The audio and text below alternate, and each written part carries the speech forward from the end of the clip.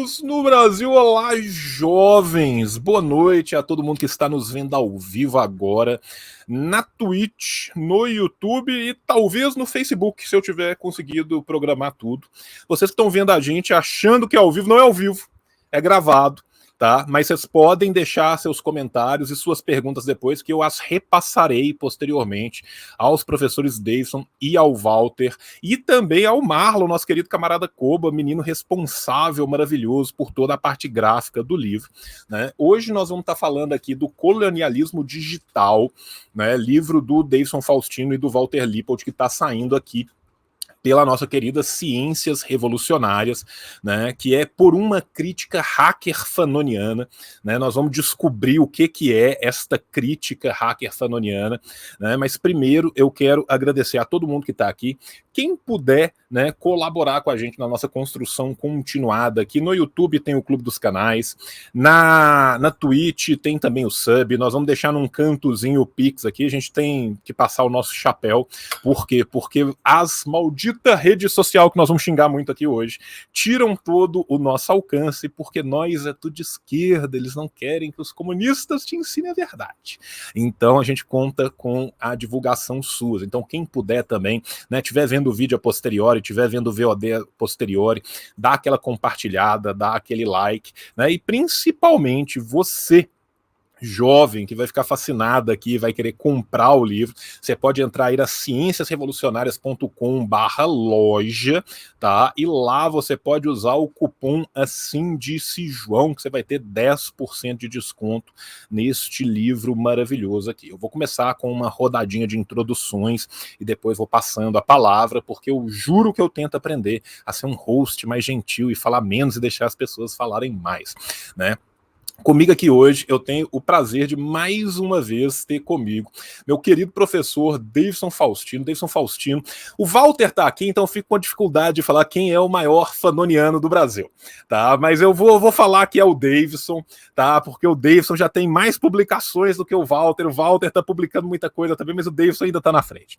Nosso Davidson é o maior fanoniano deste país.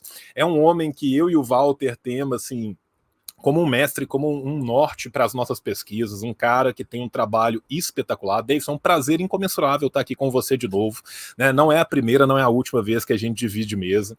Vou te colocar aqui bonitão para você se apresentar, falar com as pessoas, quem você é, falar dos seus trabalhos aí. Salve, boa tarde, boa noite, boa madrugada aí, não sei que hora que vocês estão assistindo aí, mas é um prazer enorme estar aqui com vocês.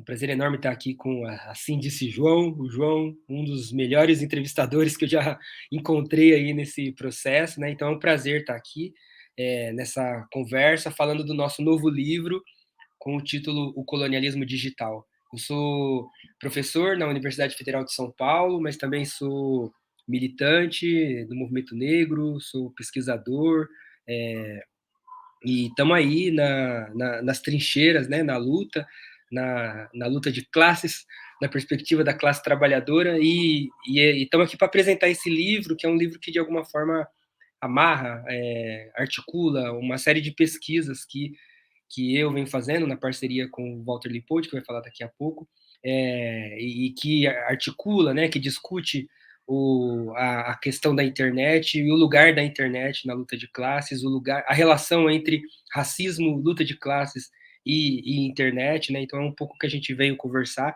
Estou muito feliz em estar aqui, estou muito ansioso para falar mais do livro, e o livro está quase chegando, então já está no forno, né? Então a gente está muito ansioso também para colocar o livro na rua e discutir, né, com intelectuais, ativistas, militantes, pesquisadores em geral aí, porque o tema é urgente, é gravíssimo, e muito importante, assim, e de alguma forma toca em coisas que a gente precisa encarar. Então, estou bastante feliz por estar aqui, muito me honra estar aqui nesse espaço que eu respeito muito. É nóis.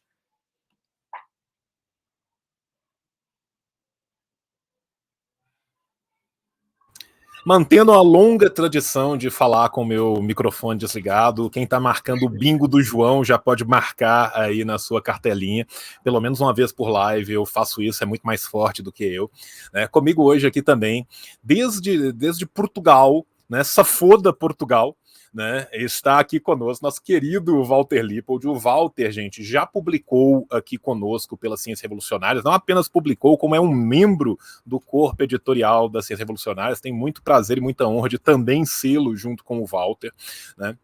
E a gente está trazendo o Walter aqui de novo. Eu já dividi também milhões de bancadas com o Walter. Se escreverem assim de João e Walter, aparece milhões de livros, de vídeos do Walter aqui comigo. Walter, fala com a gente aí qual que é a desse trabalho novo, qual que é a importância, o que vocês estão trazendo aí. E pode falar também, né, do seu outro trabalho que já está aí indo para a segunda edição, daqui a pouco saindo em Portugal, muitas novidades aí para a gente. Salve, pessoal, e aí, tudo bem? Grande prazer estar aqui de novo, camarada João, Davidson, Koba aqui com a gente também. Fazemos questão, né, de ter o Koba aqui com a gente, que fez esse trabalho maravilhoso, gráfico, de arte, de design, de diagramação. Então é isso aí, esse trabalho chegando para um diálogo necessário realmente, um diálogo entre o marxismo dentro de uma perspectiva anticolonial, partindo de Fanon, tentando fazer essa interface com o hackativismo. Hoje, na sociedade que nós estamos vivendo no momento, o capitalismo cada vez mais se desenvolve sob o signo de um desenvolvimento tecnológico. E, geralmente, o que é passado, que é reproduzido, é uma ideologia da tecnologia dentro de uma neutralidade. A tecnologia como uma benesse em si. E todo esse desenvolvimento, muitas vezes, passa batida crítica. E nós ficamos, muitas vezes, impressionados que, se por um lado, a esquerda marxista, muitas vezes, não analisava com profundidade essas questões ligadas a Big Data, indústria 4.0, 5.0, internet das coisas, vigilantismo digital. Por outro lado, também, por ser professor, por ser pesquisador, eu sim pesquiso há algum tempo, né, desde 2003, a Guerra da Argélia, a Revolução Argelina e a obra do Fanon, mas concomitante com isso, dentro do coletivo Fanon, o professor Ors Soares, eu e mais outros membros aí, também defendíamos a questão da cultura livre, né, do software livre, das críticas à tecnopolítica, ao tecnofascismo, e sempre foi uma coisa que nos moveu o acesso às obras do Fanon que estavam esgotadas, o acesso a essas questões também ligadas à discussão sobre copyright, copyleft, licenças livres. Então, de certa forma, essa obra ela nasce, né, de um texto do Davidson, que o Davidson produziu um texto sobre racismo algorítmico, entre outras questões ligadas a uma compreensão através da economia política marxiana desses fenômenos, e ele sabia, o professor Davidson sabia que eu também tinha essa caminhada no hackativismo, e uma hora a gente conversou e disse, olha, é necessário fazer uma obra, uma crítica de descolonização da tecnologia. Então foi assim que começou a ideia dessa obra. Fora grandes debates que fizemos, o Davidson esteve na minha banca de doutorado, na qual fui orientado pelo professor José Rivair Macedo, da URGS. Então, nós já tínhamos um diálogo antes dele estar na minha banca, e esse diálogo foi cada vez se tornando mais profundo e rumando para essas questões ligadas à tecnologia, luta de classes. Por quê? Porque muitas vezes o marxismo é acusado, geralmente por um viés mais pós-estruturalista, pós-moderno, dito que não teria as ferramentas, o método dialético, a economia política, para compreender a atualidade, o capitalismo atualmente, a sociedade atualmente. E nessa obra nós queremos mostrar que sim, que as ferramentas intelectuais, os conceitos e o método dialético, a economia política e o materialismo histórico continuam firmes e cada vez mais promissores para compreender e transformar a realidade. Eu sou historiador, agora no momento, né, trabalho, estou desempregado, digamos assim, trabalho na questão da docente, né? Eu estava até pouco tempo atrás no Instituto Federal do Rio Grande do Sul, e foi lá que eu reforcei muito essas leituras. Por quê? Porque lá estava de professor substituto, e acabou meu contrato agora há pouco, eu ministrava a disciplina de Informática e Sociedade. E lá eu criei uma bibliografia. Para quê? Porque esses alunos do técnico, do tecnólogo, muitas vezes não compreendem a dimensão humana da tecnologia, ficando dentro de uma visão realmente alienante da técnica em si. E foi isso que nós tentamos fazer nessa obra, João. Foi esse diálogo necessário entre o técnico e as humanidades. E acredito que nós trouxemos um diálogo bem importante que pode ajudar aí a compreender para transformar o mundo. Perfeito, perfeito. Temos aqui também conosco, né, nosso querido menino Marlon, né, camarada Koba, @KobaArt aí, o rapaz que hoje em dia não é só mais um capista, um artista gráfico, mas também faz a diagramação, faz tudo, né. Tenho o prazer de ter acompanhado o Marlon nesses últimos anos, né, essa evolução assustadora do Marlon nas artes digitais e técnicas, que é um prazer ter aqui com você de novo, camarada. Se apresenta, fala um pouco aí do seu trabalho, e aí eu já volto contigo e com o livro aqui, para quem tá louco para ver o livro, para a gente mostrar o livro e você falar um pouco desse trabalho que tu fez aí. Bom, gente, prazer, sou Marlon, né, KobaArt. Tô trabalhando agora com capas, né, agora mais atualmente com diagramação. Comecei minha página de arte no ano passado, foi no início do ano, por volta de março, e desde então eu fui publicando algumas artes, né? Até que o camarada Klaus, da Ciências Revolucionárias, me chamou e perguntou se eu não queria fazer uma capa de livro, né? E até então eu não tinha trabalhado com nada envolvendo o meio editorial, apesar de admirar demais, né? Como podem ver, eu sou meio que gosto de livros e gosto principalmente dos designs, né? E eu olho assim com muita admiração, eu estudo muito isso, né? Fontes, a proporção, a diagramação. E a diagramação foi justamente o próximo passo, né? Depois que eu comecei a trabalhar com capa, inclusive vou mostrar a primeira capa que eu fiz aqui, que foi para o livro do Walter, né? Francis Fanon e a Revolução Argelina. Em seguida, alguém me chama e eu fico paralisado por alguns minutos, que é João Carvalho, apenas, me pedindo para fazer outra capa, que é Povos Oprimidos Univos, que seria um projeto de catarse. E, bem, isso foi tudo muito rápido, né? Então, muita coisa eu aprendi na marra ali. E como começou com algo assim, buscando uma nova estética para o marxismo, uma nova estética de arte, porque no histórico do marxismo a gente tem muita arte mesmo, né? Dos países socialistas, a União Soviética, com seus cartazes maravilhosos, que hoje muitos de nós temos nas nossas paredes, né? Então, busquei também trazer uma nova estética, algo para reatualizar, digamos assim, e acabei trabalhando no meio editorial, que é algo muito gratificante para mim, e agora, mais atualmente, trabalhando com a diagramação, né? E sobre mim, eu não curso design, mas trabalho, faço muitos cursos, né? Sou militante da União da Juventude Comunista, que é a juventude do Partido Comunista Brasileiro, e acho que no mais é isso. Prazer estar com vocês aqui. Já vou aproveitar e colocar o brabo aqui na tela, né? O trabalho que a gente está aqui para conversar sobre ele hoje, que ficou maravilhoso. Vou deixar essa capa aqui para o Marlon falar um pouco, né, do qual foi a ideia dele, qual foi o pensamento aí por trás da capa. Deixa ele até maiorzão aqui, deixa eu ver se fica bom para o layout, porque aqui o problema é eu conseguir ver como é que tá o layout enquanto eu faço isso. Aqui, jovem, você desculpa, o tio é velho, tá? Ficou bom, gente, vocês vão ter que me gritar, porque eu não consigo ver isso fora do negócio. Aí, tem que ter pelo menos um vacilo na live. Se não tiver um vacilo, pelo menos na live, as pessoas não ficam Ficou bom, tiozinho? comigo. Ficou bom, ficou bom. Aí, ó, pronto, aí, consegui. Agora eu coloquei em duas telas para a gente poder ver bem de perto. Conta aí para nós um pouco, Marlon, como que foi o desenvolvimento aí da estética dessa capa.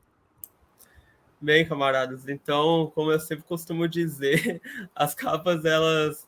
O Walter me manda as ideias e eu fico assim, ó, pensando naquilo constantemente, né? E vou pensando, refletindo, e eu sigo muita página de design, muita página de arte, né?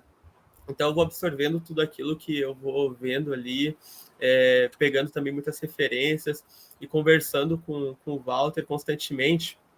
E é engraçado porque ele usa uns termos que eu nunca ouvi na minha vida, termos principalmente da questão tecnológica, né? Então ele vai falando, eu tive uma ideia, papapá, e a gente vai conversando assim. E eu gosto muito de trabalhar com o Walter, porque nossas ideias batem demais, né? Eu até falei para ele, a gente é bem ambicioso com questão de estética de livro. E isso é bom, porque a gente chega no melhor, no mais alto grau que a gente pode, né? E conversando também, né? O Walter me encaminha muitas questões do Davidson, E é assim, acho que é os 3 perfeccionistas num nível assim que não tem limite, né? Então a gente foi trabalhando muito. Inclusive, a capa, né, teve uma anterior a essa, que acho que ficou por talvez um mês, umas 3 semanas, mais ou menos. E aí a gente percebeu que aconteceu, enfim, um inconveniente e tal. E a gente começou do zero novamente a capa. E depois, tipo, de analisar, olhar essa capa nova, assim, eu fiquei apaixonado por ela, porque eu acho que esse inconveniente vem até agregar, porque a gente chegou num nível muito mais qualitativo, assim, ficou muito mais belo também essa capa, né? Então, foi um trabalho, assim, de pegar muita referência, de dialogar muito com o Walter, dele mandar muita referência, assim, e a gente juntando isso, e a cada passo que eu ia dando, desenvolvendo, assim, a capa, eu ia mandando para ele. E também, a princípio ia ser só a capa que eu ia fazer, né? Mas enquanto eu conversava, assim, com o Walter e desenvolvia a capa, eu acabei, assim, me especializando ali um pouco mais na diagramação. E eu mandei uma diagramação teste pro Walter, assim, eu falei, eu fiz uma coisa aí, um dos projetos finais e tal, depois do meu curso de diagramação, mandei para ele. E ele achou muito bacana, em seguida me convocou para esse trabalho, e estou bem, finalizei, né, a diagramação, pronto para enviar para as gráficas, para imprimir esse belo livro, e no mais foi isso, assim, muito orgulhoso, assim, da minha primeira diagramação, ansioso para ver, assim como eu fiquei ansioso para ver minha primeira capa, né, que foi essa aqui, que assim, ó, me tremendo para receber esse livro, acompanhando o código de rastreio dos Correios constantemente. Teve até outra questão engraçada com o João Carvalho, né, porque eu recebi, na verdade, primeiramente o livro do Povos Oprimidos, foi minha segunda capa a fazer, né. E eu lembro que quando eu pedi o código de rastreio para ele, foi exatamente no mesmo dia que saiu para entrega, assim, o livro. Então, tipo, eu já me levantei rapidinho para esperar os correios e chegou. E agora estou nesse mesmo anseio com esse livro maravilhoso aí que, obviamente, né, como eu estou diagramando, eu estou lendo o livro, tá espetacular, assim, eu não podia passar sem ler e fui lendo a obra e tá assim. Continuo sem entender muitos termos, né, mas isso eu posso recorrer ao Walter agora, o Davidson aí. E é isso, camaradas. Foi espetacular participar desse projeto e vocês vão curtir demais. Eu vou, inclusive, aproveitar o ensejo, né, para mostrar que não somente, né, o livro é maravilhoso por fora, mas sobremaneira o livro ele é maravilhoso por dentro. Eu tomei a liberdade aqui de roubar descaradamente um post do próprio Walter aqui, tá, que o Walter colocou, que tem aqui também para vocês saberem o que pode esperar, o que espera vocês, né, no livro que vocês vão comprar na sua casa, para vocês verem o sumário aqui do livro também. Eita! Só falta eu aprender a mexer com a internet, gente. O resto tá ótimo, né? E queria aproveitar também esse momento, né, para já passar a palavra tanto para o Walter quanto para o Davidson, né, para a gente começar esse bate-bola aqui, né, a partir também desse sumário do que o livro se propõe, né? Uma coisa que eu achei assim fenomenal que vocês fizeram no livro, e achei isso muito hegeliano, ouso dizer, da parte de vocês, foi como o livro está tripartite, né? Assim, o livro ele parte de um princípio de conceituar o colonialismo, compreender esse colonialismo e trazer esse adornamento do colonialismo, passa para essa clivagem do colonialismo e a raça, que também é uma clivagem de colonialismo e classe, que também é uma clivagem de colonialismo e gênero, para depois também ver o outro lado da moeda, né? E a gente entender como que muitas vezes aqueles mesmos que reiteram e que reificam esse colonialismo digital são também, até certa parte, vítimas desse colonialismo digital, enquanto o reifica. Eu achei que a forma como foi essa construção, ela ficou assim, esplendorosa mesmo. Falo de coração com vocês.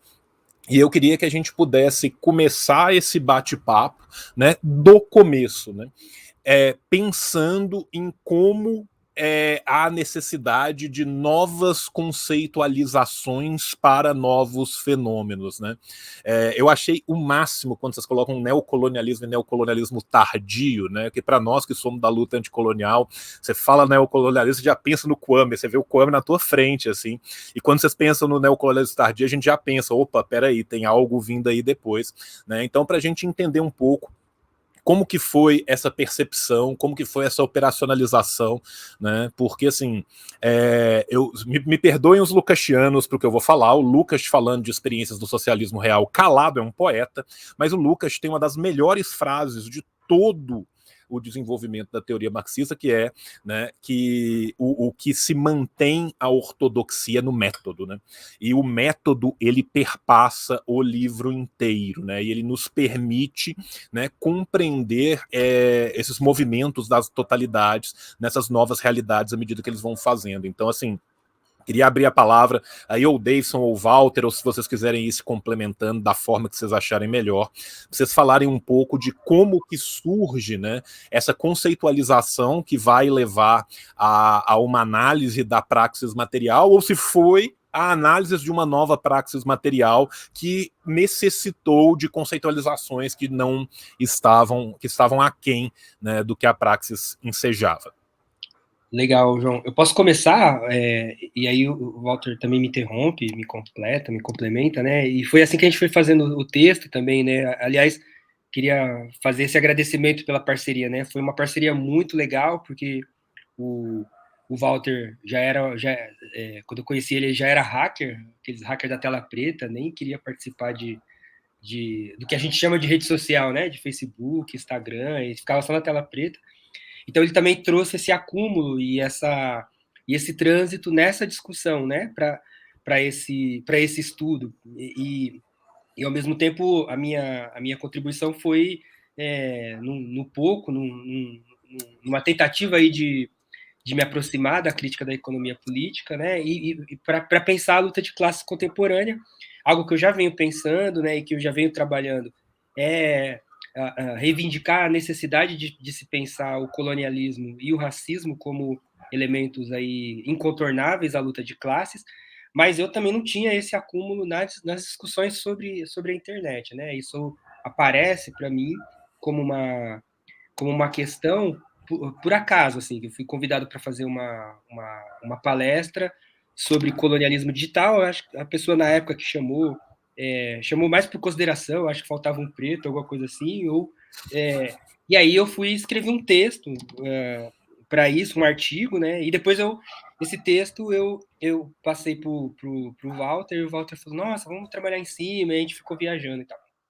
Mas qual que é a questão, né? Eu queria introduzir a questão do livro e pensar e acho que fazer alguns avisos. Acho que o primeiro aviso do livro a gente defende do começo ao final, são várias defesas que tem de fundo, mas uma delas é que quem está preocupado com a luta de classes e com a luta antirracista tem que olhar para a internet e para o que está acontecendo do ponto de vista de desenvolvimento tecnológico informacional. Essa é a principal questão, assim, porque conforme a gente foi aprofundando, encontrando os dados, entendendo os estudos que já existem, né? Já existe um campo de estudo sobre isso. Mas o que foi ficando óbvio é que, no momento que a gente vive, não pensar a luta de classes é começar perdendo, porque, de certa forma, as tecnologias da informação, elas estão no centro do debate. E isso não é novidade para o marxismo, né? A gente já discute, por exemplo, uberização, há uns 15, 10 anos. Mas o que a gente percebe, ao olhar os dados que a gente trabalhou, é que a própria uberização já está num outro patamar. Então, há uma discussão aí sobre exploração e formas de exploração do trabalho que passa por pensar as novas possibilidades que a tecnologia está oferecendo. Então, esse é um ponto que a gente quer discutir no livro e chamar atenção não só para os pesquisadores do campo do trabalho, mas para a militância comunista, para a militância revolucionária, para a militância em geral, entender que que a luta de classes tem se dado nesse espaço, né, da produção da difusão e do consumo das tecnologias da informação, e que esse uso não tem sido bem compreendido. Aliás, isso foi uma coisa que a gente esbarrou, assim, né? Quando a gente começa a olhar os dados, a primeira coisa que a gente vai fazer é procurar a literatura marxista para ajudar a entender. Por exemplo, a debates a respeito do valor, por exemplo. A internet, ela redefine a lógica do valor? Ela redefine a lei do valor, da forma que Marx pensou? Essa é uma pergunta que aparece e que vários antimarxistas vão se apressar em dizer que a teoria do valor está superada e tal. Aí a gente vai procurar referenciais marxistas para ver quais são as respostas, e tem quase nada, assim, tem muito pouca gente olhando para a internet, ou não só para a internet especificamente, né, mas para as tecnologias informacionais como um todo, né? Então, foi um desafio para a gente, e ao mesmo tempo, isso exigiu a gente também fazer algumas apostas no escuro, né? Pensando que a gente encontrou poucos interlocutores, inclusive para se amparar, para discutir, por exemplo, a teoria do valor no contexto da internet. Mas, então, uma primeira questão é essa, assim, que a gente traz no livro, assim, é que não dá, a gente está convencido de que não dá para olhar para a luta de classe contemporânea de forma séria e consequente, né, a análise da situação concreta, sem olhar para o papel fundamental que as tecnologias da informação adquiriram nas possibilidades de exploração, mas também nas possibilidades de gestão da luta de classes no contexto das contradições do capital. Acho que esse é um ponto. O outro ponto é que as tecnologias da informação, por estarem inseridas no contexto da luta de classes e por serem expressão dela, né, e aí tem elementos que não são novos, né, o capitalismo, ele impulsiona o desenvolvimento tecnológico, porque ele não pode não fazê-lo, isso é parte da lei, da forma de funcionar do capitalismo. Ele impulsiona, ele revoluciona constantemente as tecnologias, mas é um revolucionar que não tem como objetivo aliviar o trabalho humano, nem satisfazer necessidades humanas, mas sim ampliar as formas de exploração. E essa característica do capital impõe para os inventos tecnológicos um tipo de submissão, um tipo de estranhamento tecnológico, porque a própria tecnologia ela já é pensada como algo que vai potencializar a exploração e não como algo que vai satisfazer necessidades humanas. Então isso já implica um desenho, é algo já do desenho, não tem a ver só com o uso da tecnologia, mas o próprio desenho tecnológico, ele é permeado, ele é pensado, ele é projetado para atender às necessidades do capital. Então isso traz uma série de questões para nós, enquanto classe trabalhadora, do ponto de vista de o que a gente faz com a tecnologia, porque a tecnologia mesmo no capital, ela apesar de ser produzida para ampliar a exploração, ela ainda é valor de uso. Então a gente está aqui gravando esse vídeo no StreamYard, cada um no seu computador, porque ela amplia as possibilidades humanas, ela amplia a capacidade humana, né? Então a gente tem algo aqui que passa pelo desenvolvimento das forças produtivas, permitido pelo avanço do capital. No entanto, esse desenvolvimento ele é alienado e estranhado. Então, isso implica também o fato de que, muitas vezes, essas tecnologias não são desenhadas para atender às necessidades humanas, mas sim para atender o capital. Então, isso significa que elas poderiam ser desenhadas de outra forma. Só que o jeito que elas são desenhadas, às vezes, apesar de satisfazer algumas necessidades, em primeiro lugar, são necessidades que não estão acessíveis a todo mundo, né? É só quem paga, e quem paga muito caro. Mas, em segundo lugar, que o próprio jeito de produzir ele vai reproduzindo formas de exploração ou mesmo de opressão. Então, por exemplo, um efeito colateral desse processo é o que alguns autores, aqui no Brasil tem o professor Tarcísio Souza, que é um grande intelectual nesse campo, ele vai falar, por exemplo, sobre o racismo algoritmo, porque o algoritmo são cálculos que você programa, todo programa ele tem informações prévias que são colocadas no programa, para o programa cumprir uma certa função, né? Então, eu estou falando aqui, está passando as letrinhas embaixo, porque tem um algoritmo que programou um texto prévio que foi colocado para isso passar aqui embaixo na tela enquanto eu estou falando, né? Então, os programas de computador, eles funcionam... quer dizer, o computador, ele tem uma parte física e ele tem uma parte... a parte que a gente chama do software, né? a parte da programação, ele funciona por inserção de dados prévios, né, e uma certa manipulação da imagem a partir de dados prévios. Esses algoritmos, eles são pensados, repito, né, numa sociedade como a nossa, também de forma alienada, porque eles também são pensados para satisfazer determinados interesses. Então, isso significa que as necessidades sociais não são contempladas, né? Então, o que é contemplado é a perspectiva de ampliação do lucro, mas também o fato de a gente estar numa sociedade desigual faz com que as desigualdades também apareçam na concepção dos algoritmos. Então, uma sociedade desigual como a nossa, onde os brancos são a classe, compõe a maioria da classe dominante, onde a própria sociedade burguesa coloca a Europa como expressão de humano, isso também vai ter impacto nos algoritmos, né? Então, tem vários estudos, isso não é a gente que descobriu, mas tem vários estudos mostrando o quanto que os desenhos os desenhos tecnológicos dos programas, eles são racistas, porque eles refletem quem os produziu, mas não só quem os produziu, porque é um trabalhador que produziu, mas esse trabalhador produziu para uma empresa, mesmo que ele tenha produzido numa startup e depois vendido para uma empresa, o algoritmo reflete os interesses de uma certa empresa, de uma certa corporação, e com isso as necessidades humanas elas se perdem, a diversidade humana se perde, né? Então, tem estudos mostrando, por exemplo, que, sei lá, aplicativo de reconhecimento facial funciona melhor com rosto branco. E, bom, mas por quê? Bom, porque usaram um rosto branco como modelo universal de rosto para fazer o aplicativo. Mas qual a consequência disso? A consequência é catastrófica, porque em vários países do mundo estão usando o aplicativo de reconhecimento facial para prender gente, para buscar para buscar suspeito. Só que se o aplicativo funciona menos em rosto negro, então a chance de mais pessoas negras serem encarceradas inclusive em função de erros algoritmos, é muito maior, né? Então, hoje, nos Estados Unidos, tem uma guerra judicial, porque estão tentando estão querendo tirar, fazer os tribunais pararem de usar aplicativo de reconhecimento facial, porque os dados já têm mostrado um maior índice de encarceramento de pessoas negras por aplicativo de reconhecimento facial do que pessoas brancas, né? Então, esse é só um exemplo, o racial, mas a gente poderia falar de gênero, a gente poderia falar de outros elementos, né? Então, a forma alienada desse desenvolvimento tecnológico faz com que as necessidades sociais não sejam pensadas. Pelo contrário, elas são intensificadas. E aí a gente explica o nome do livro, porque o nosso livro chama Colonialismo Digital.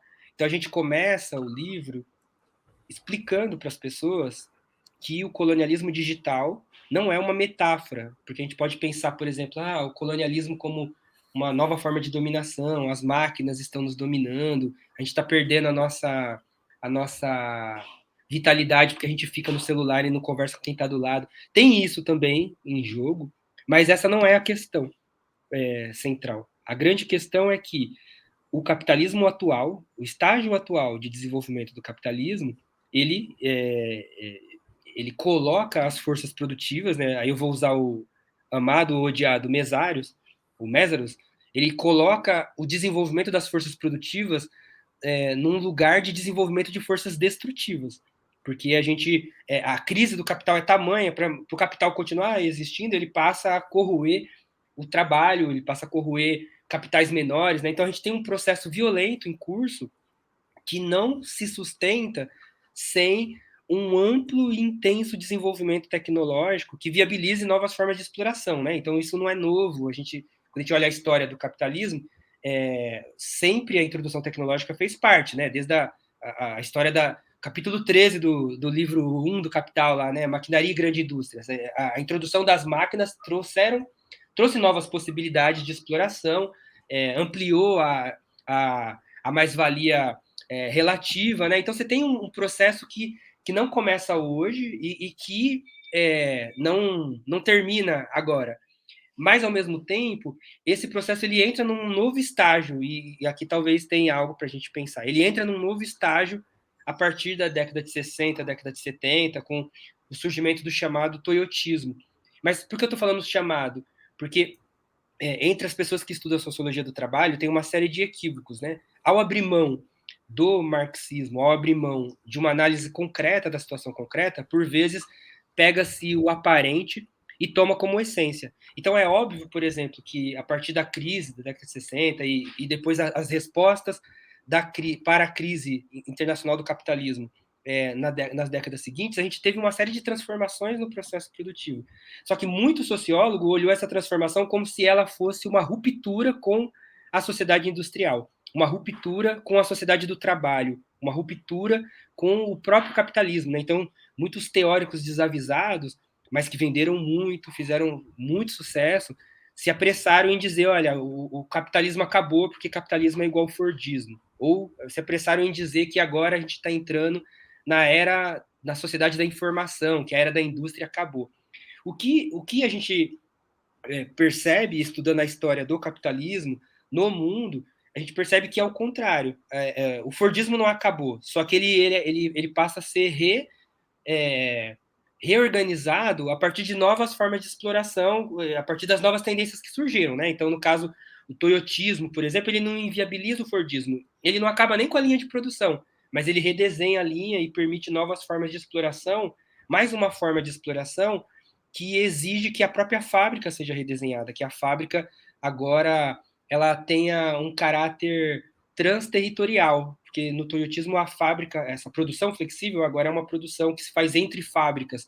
Então acaba que não só a fábrica se reorganiza, mas o próprio espaço urbano passa a ser reorganizado em função de uma nova fábrica que agora está em vários países, está em várias cidades, está em vários bairros ao mesmo tempo. Isso exige um tipo de reorganização do urbano para fazer com que as cidades, por exemplo, funcionem mais como linhas de produção ao ar livre do que propriamente como espaços de convivência humana pós-trabalho. Então, a gente tem uma reorganização da cidade, da vida civil, da sociabilidade para dar conta dessa. E aí, para isso, você precisa também de uma reorganização no campo jurídico, no campo político, no campo ideológico. Né? Então, você tem neoliberalismo, a gente tem. Para dar conta dessa reestruturação produtiva, vai haver um conjunto de lutas de classes a luta de classes vai se dar em uma série de espaços para readaptar, para readequar a sociabilidade a essas novas necessidades. Nesse processo de readequação, as tecnologias da comunicação assumiram um papel fundamental. Elas surgem, né? A internet, ela surge, depois o Walter pode falar mais da história da internet, do cyber, mas ela surge nesse contexto da Guerra Fria, né? E já começa, muita coisa da internet já vem da Segunda Guerra, né, da Segunda Guerra Mundial, mas na Guerra Fria a gente tem uma expansão dessas tecnologias, da codificação, né, o papel da IBM aí, mesmo no nazismo, já se desenvolve muitas tecnologias inclusive nos campos de concentração em que as pessoas judias foram colocadas, há um desenvolvimento tecnológico muito intenso das tecnologias de informação, mas esse processo, com a crise do Fordismo e com esse processo de reestruturação produtiva, esses saberes, essas técnicas e tecnologias do meio informacional, elas vêm para o centro do processo produtivo para ampliar a automação do processo produtivo. E a automação é um problema que o Marx já narrava lá no Capital, mas aqui ela ganha novas possibilidades de aceleração, uma aceleração intensa do ritmo produtivo e uma automação cada vez maior. Se o trabalhador lá no Marx já era um apêndice da máquina, agora ele continua nessa função. Então é curioso que vários sociólogos do trabalho vão achar que o capitalismo está acabando, ou que o Fordismo está acabando, porque, pelo contrário, agora a sociedade é ainda mais automatizada do que ela sempre foi antes, né? E, ao mesmo tempo, essa automação, ela pressupõe agora um trabalhador ainda mais explorado, do ponto de vista de mais-valia relativa.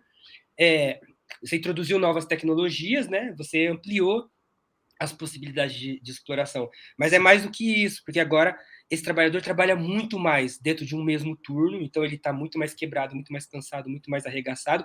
Só que nessa fábrica, que agora não é só uma fábrica no interior do seu próprio espaço, agora é uma fábrica urbana, agora é uma fábrica que está em vários países, toda a sociedade é fabricalizada, toda a sociedade é empurrada e pressionada a se proletarizar. Então, de alguma forma, aquele espaço de luta do interior da fábrica, com as tecnologias da informação, com as técnicas logísticas que surgem desse contexto do toyotismo, agora toda a sociedade passa a ser disputada em torno daquilo que viabiliza a expropriação do tempo de trabalho, aquilo que amplia a exploração do trabalho. Então, e isso é algo que já está lá na década de 70, que se amplia na década de 80 e que nos anos 2000 ganha novas expressões com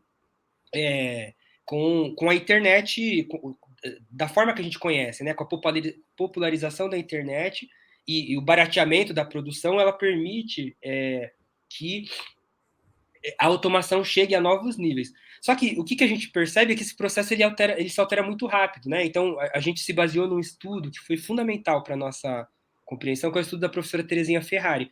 E o que ela mostra, por exemplo, é que essa fabricalização da cidade ela só foi possível mediante a esse investimento, né, de capital orgânico, a essa alteração do capital orgânico, esse investimento em tecnologias informacionais que permitam o capital, por exemplo, prever uma tendência de produção antes que ela aconteça, né? Então, se você tiver dinheiro para comprar um carro zero, o carro zero não vai vir no dia seguinte, né? Porque você tem um processo de comunicação que vai desde da concessionária até o lugar onde ele é produzido, que permite um tipo de logística que ela se pauta tanto em previsão algorítmica, mas também em previsão a partir de uma comunicação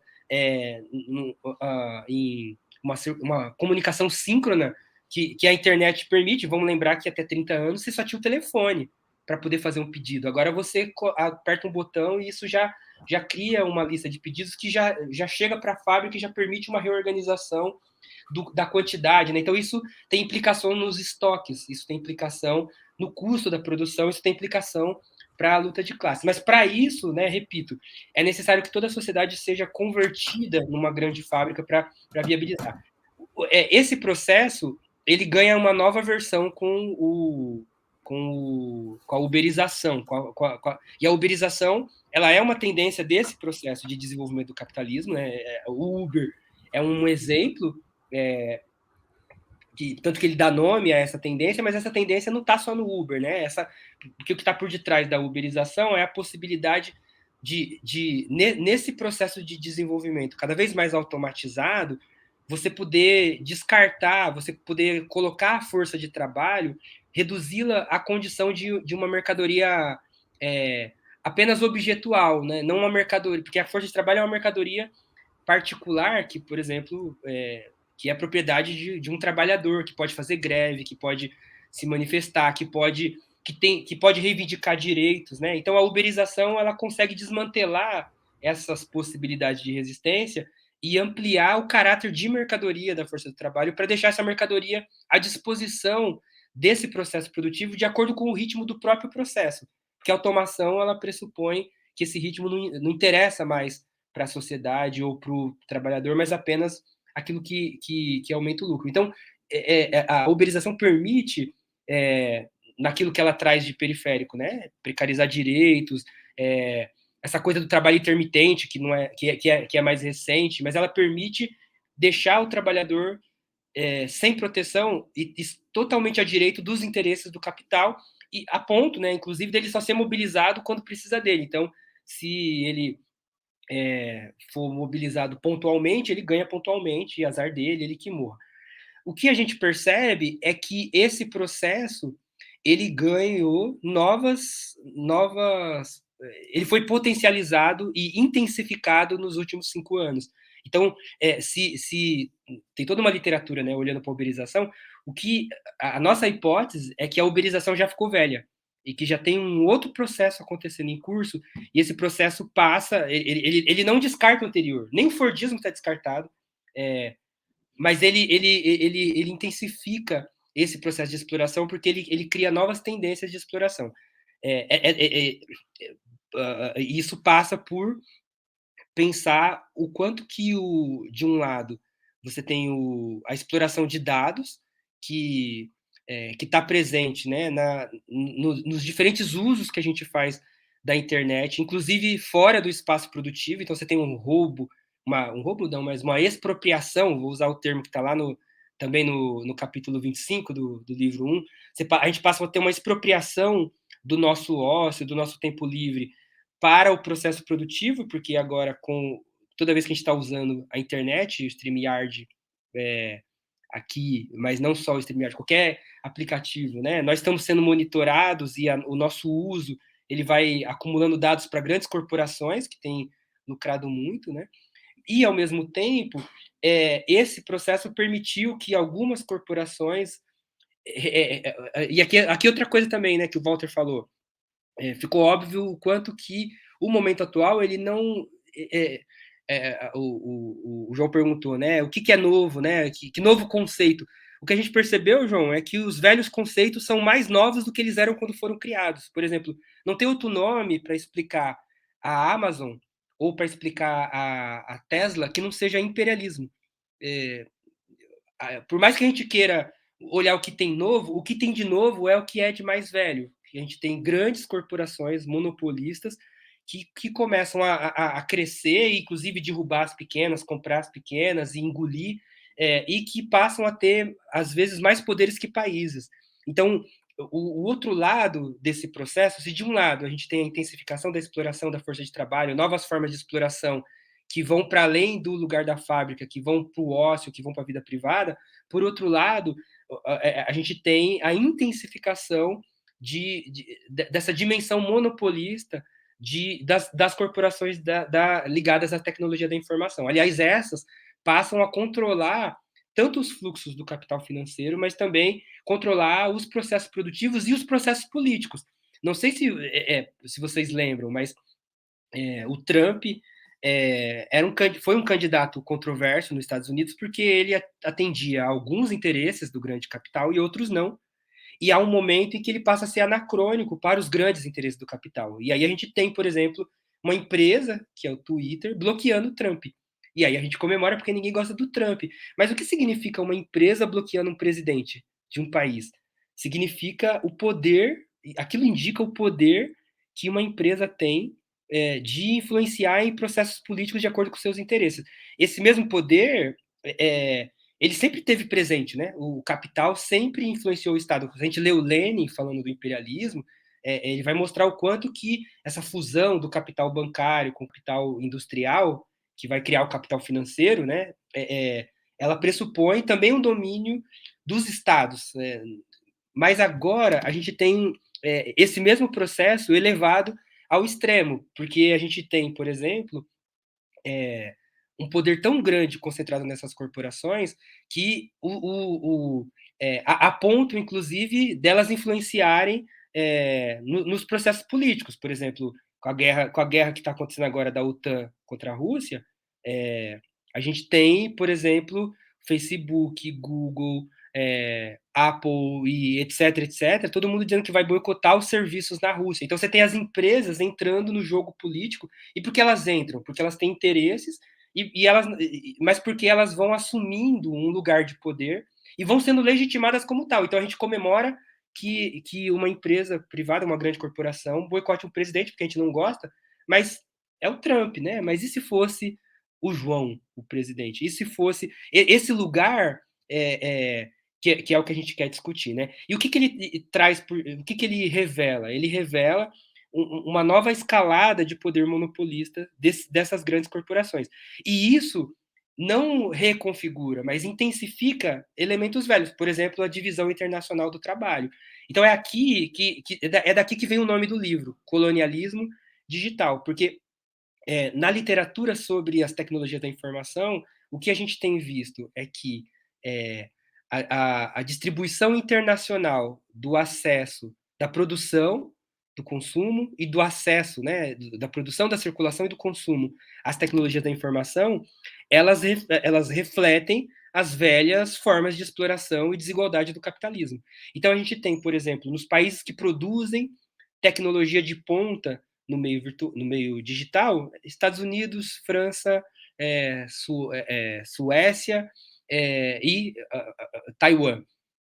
E depois a gente pode falar de Taiwan, porque também a gente não entende as tretas de Taiwan sem entender o papel das fábricas de nanocondutores que estão em Taiwan e como que fábricas com investimento dos Estados Unidos, da Holanda, do chamado Ocidente, né, no contexto do coração chinês. Então, muita das tretas, ou mesmo a treta comercial entre China e Estados Unidos em torno do 5G, né? Então, repito, o que a gente foi percebendo no livro é que as tecnologias da informação estão no centro das tretas da luta de classe.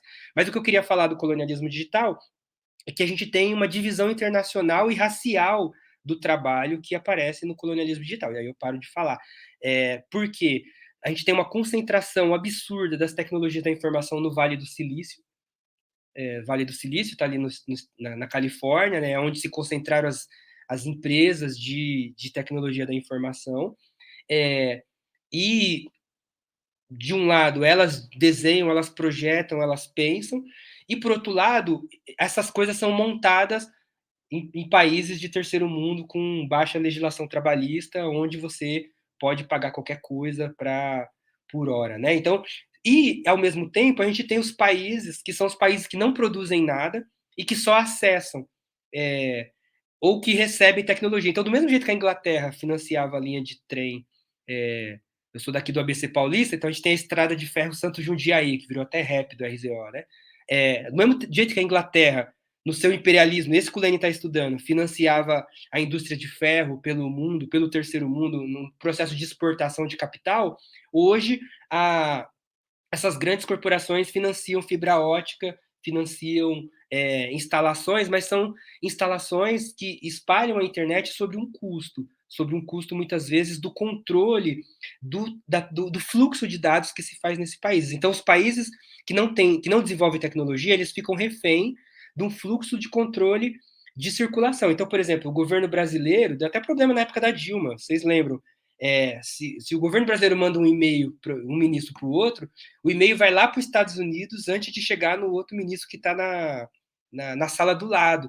E a internet permite, né, tem a teoria da porta dos fundos, o desenho tecnológico permite que, e tem uma lei nos Estados Unidos que prevê isso, que toda tecnologia feita nos Estados Unidos, ou pelas empresas dos Estados Unidos, elas têm que prever um código secreto, um código de fundo, que permita que, se for de interesse do governo dos Estados Unidos, ele pode acessar, se for uma informação estratégica, se for uma informação que considerada de segurança nacional, ou de interesse nacional, qualquer que seja esse interesse, o governo dos Estados Unidos pode requisitar para as empresas estadunidenses o acesso a essa informação, mesmo que ela seja de outro governo. Então, vamos supor que o governo brasileiro contratou a Google para poder fazer o seu sistema de informação dentro do Ministério de Ciência e Tecnologia, por exemplo, e o governo dos Estados Unidos entende, ele não precisa nem de votar isso no Congresso, ele entende que ele precisa espionar o Brasil ou qualquer outro país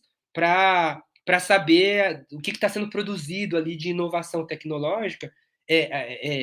A Google é obrigada a oferecer essa informação. Diferente do que o Facebook, quando teve a treta aqui do STF tentando minimizar o risco das fake news na eleição, foi mó treta, porque o Facebook, a Meta, né, que chama agora, depois a gente pode falar de metaverso, é outra viagem, não queria abrir espaço. Enquanto isso, a Meta, que é a empresa do Facebook,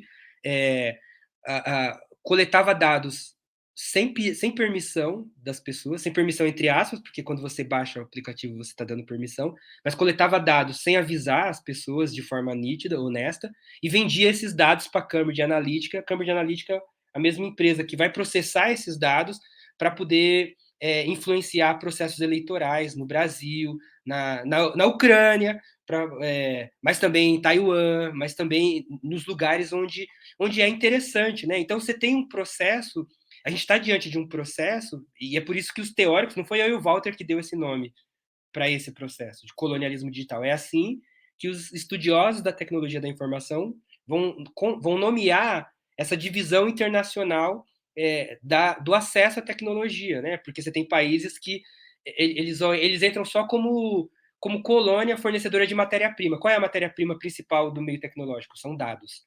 Então, todos nós, no Zap, usando o Uber, estamos fornecendo dados, e esses dados eles são processados para quê?